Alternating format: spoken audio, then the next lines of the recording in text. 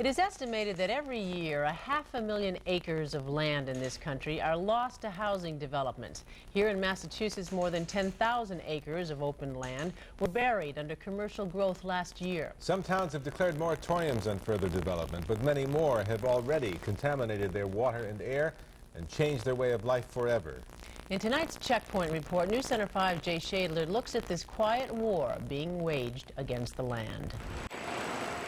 Open land. It doesn't look like a battlefield, but listen closely. You can hear its approaching. It's kind of a carpenter's dream out here, you know. You can just pick and choose your jobs, you can work whenever you want and stuff like that. I see rare species habitat destroyed under the bulldozer's blade. I see water supplies threatened. I see even state parks or town beaches or town parks threatened with adverse development on their edges. The assault on open land in Massachusetts is especially acute on Cape Cod, where old forests are being crowded out by new development. Each year, small towns like Mashpee see more building than Worcester or Springfield. You ever have any moral dilemmas about having built a house out here in what was once pristine land? Sometimes it bothers me. It's hard for me to answer that question because my husband's a builder. You know, if we stop building, then we're out our income.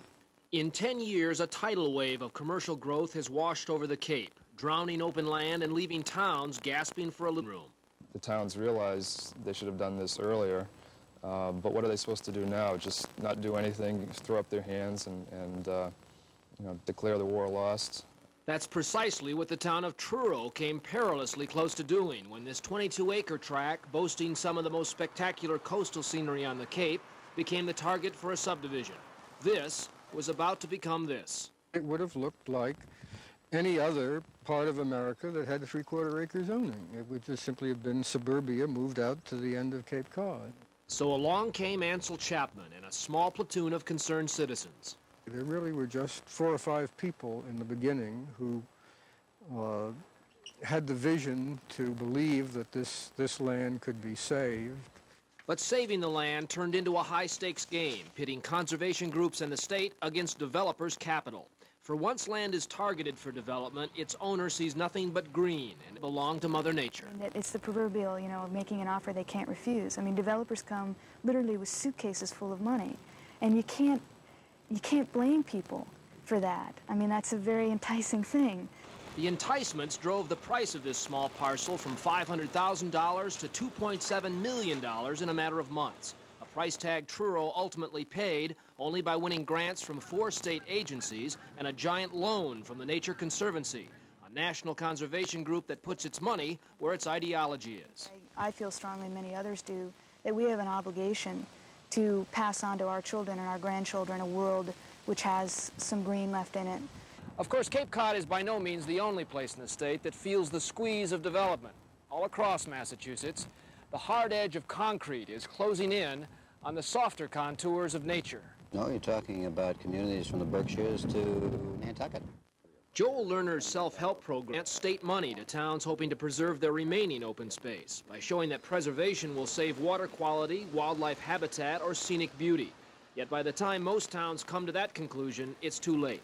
They realize that they're locked out of the beaches that they've been going to for generations. They can no longer hunt and fish on the properties that they traditionally fished on. Everything is getting closed out to the town residents. And ironically, even those new developments can be off limits, for they are often filled with luxury homes for the wealthy, not affordable houses for the masses. Who's really getting that housing? Are these people who are low-income, middle-income families? I would say it is the wealthy end of the spectrum.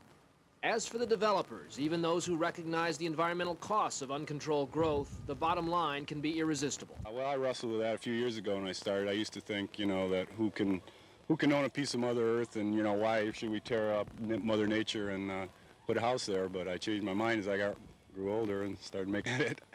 In the end, preserving open land may demand that conservationists and towns adopt the methods, if not the values, of the developers. It's a lesson Ansel Chaplin and his friends back in Truro have taken to heart. If it's money that talks, then we're going to find the money in order to keep a certain amount of America as a really lovely habitat. Jay Schadler, News Center 5, Truro.